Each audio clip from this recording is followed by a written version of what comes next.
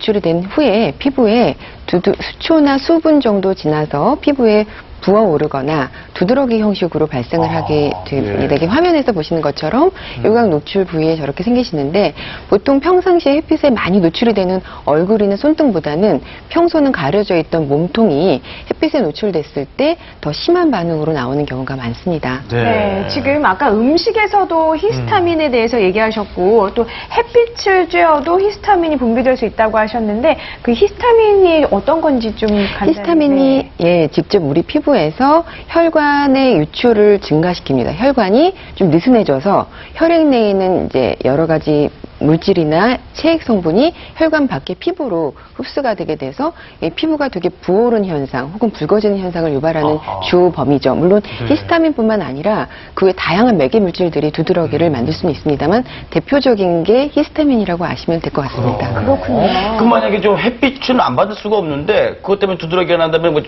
선크림 같은 거 바르고서 나가면 어떻게 좀 효과가 있습니까? 자외선 차단제. 네, 그래서 가장 좋은 거는 햇빛을 안 쬐야 되는 건데요. 햇빛을 안 쬐고는 사실 수가 없기 때문에 자외선 차단제를 잘 선택해서 바르시는 것이 되게 중요합니다. 그래서 일반 자외선 차단제가 아니라 가시광선까지 좀 넓게 광범위하게 차단하는 자외선 차단제를 보통 권해드리고 의복이나 모자 같은 거로 잘 가리시는 게 중요하겠죠.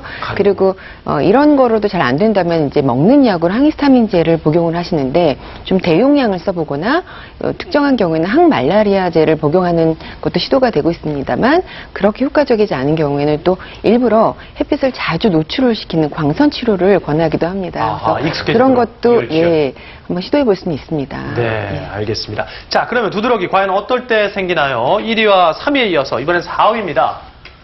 온도? 그렇다면 추울 때, 요즘 같은 때. 그러니까요. 오늘 아침에 꽤 쌀쌀하던데요. 일교차 뭐 이런 얘기입니까? 온도도 우리 두드러기의 원인이 됩니다. 그러니까 넓은 범주의 우리 물리적인 두드러기의 하나로 조금 전에 말씀드린 일광 두드러기처럼 온도가 변화가 돼도 두드러기가 생길 수 있는데요. 일단 추위에 노출될 때 생기는 걸 한랭 두드러기라고 하고 만성적인 두드러기의 한 1에서 3% 정도를 차지하는 것 같습니다. 그래서 찬 바람, 찬 물체, 찬 공기에 노출되고 그것을 우리 몸이 이거는 항원이야, 알레르기를 반응을 만들어야 돼. 그래서 이런 민간 반응으로 나오는 것 같고요.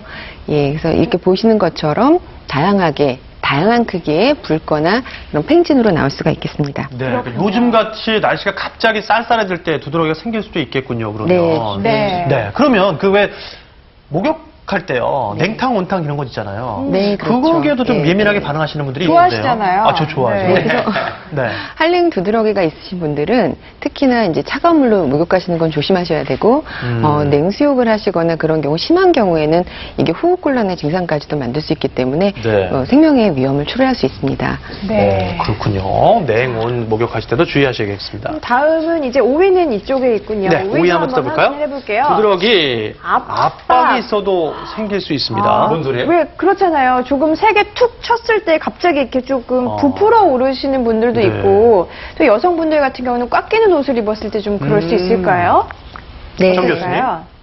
자, 이제 피부에 이제 가벼운 이제 물질이나 손톱으로 이렇게 긁었을 때 우리가 조금 전에 말씀드린 팽진이라고 하는 그런 현상을 겪으신 분들이 우리 주변에 되게 많으실 거라고 생각해요. 사실은 저도 약간 있는데요. 이런 걸 우리가 피부 묘기증이라고 합니다.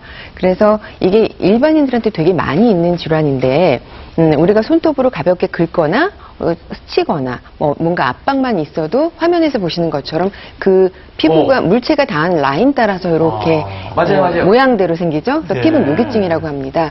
그래서 이런 경우 보통은 이제 일상생활에 지장이 없고 증상이 심하지 않으시면 그냥 넘기시는 경우가 많은데 이게 너무 가벼운 접촉에도 심하게 올라온다든가 또 일상생활에 지장을 받을 정도다 그러면 꼭 치료를 하셔야 된다라고 말씀을 드리고 있습니다. 저희가 글씨 쓰는 사람도 있어요. 듣는 사람도 있어요. 그래요. 맞습니다. 저희 자, 교과서에도 그렇게 되어 있어요. 자, 그러면 이제 5위까지 봤고요. 네, 6위 남았네요. 6위를 확인해 봅니다. 6위는 약물에 의한 두드러기. 네, 구체적으로 어떤 약물이 두드러기를 유발할 수 있나요, 정 교수님? 네, 약물에 의해서도 이제 두드러기가 올 수 있는데 되게 아스피린과 같은 비스테로이드성 그 소염 진통제, 그 다음에 뭐 항결핵제, 항생제, 그 다음에 통풍 치료제, 또는 갑상선 치료제, 그 다음에 특히 일부 당뇨약 중에서도